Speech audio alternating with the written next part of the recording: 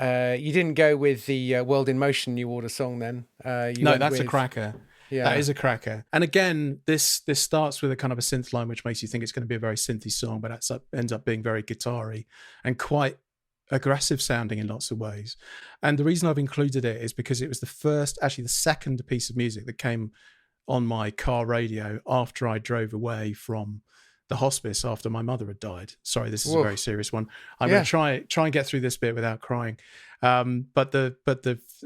I thought, well, what do I want to listen to? This song had just come out. I think it came out in maybe September, October. No, it must have been I think it was September maybe. Anyway, my mother died in September.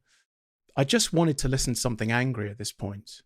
Not because I was angry with God or anything like that, but I just felt angry at death because I just felt like I've been robbed, and it just was, I remember calling a friend of mine just after my mum had died and just saying the whole thing just feels so horribly wrong. And he said, well, yeah, quite matter of factly, he's a Christian. And he said, well, yeah, because we're under a curse. And that's what death is. It ought to feel wrong. And actually that sounds like quite a brutal thing to say to somebody who's just grieving his mother, but actually it's absolutely the right thing to say because it made sense. It was like, well, yeah, of course I feel like this. Of course it feels terrible. But there were lots of weird things that happened that morning. I remember walking out after she died, looking up at the roof, and two white doves settled on the roof, and there was a rainbow immediately behind it. So there's lots of this stuff was like, whoa, that's heavy on the symbolism. But if somebody was making a movie of your life, and you just said, okay, so how about this? I walk out, there are two doves and a rainbow. The thing is, Barry, too much. It's a bit on the nose, isn't it? Yeah, a bit on the nose. Yeah. Yes. Notes for God, notes for Jesus when you meet him. So I have a few notes. That time, I love your work. First of all, it's great, but there was that just too much. Yeah.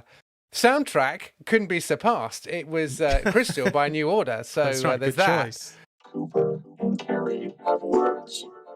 Had you decided to listen to this, as in you wanted the right piece of music for how you felt at the time? Yeah.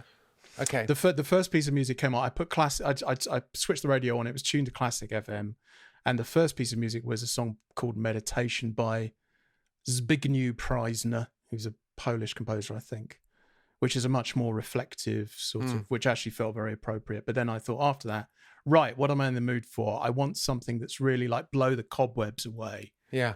And this is why I really got into this. It's just, and the lyrics kind of fit as well, seem to fit. And again, just to say, side note on bands who use synthesizers, it's interesting that there is this weird prejudice against that, as if synthesizer music is somehow less authentic than a bloke with a beard recording an album in a shed using only an acoustic guitar and two pieces of string.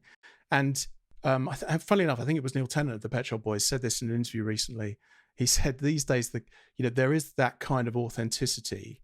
And he said the thing about that kind of authenticity is it always has a particular sound and it always sounds suspiciously the same. So in other words, it's not authentic at all. It's this kind of manufactured let's get an acoustic guitar, record it lo-fi, that'll sound gritty and authentic.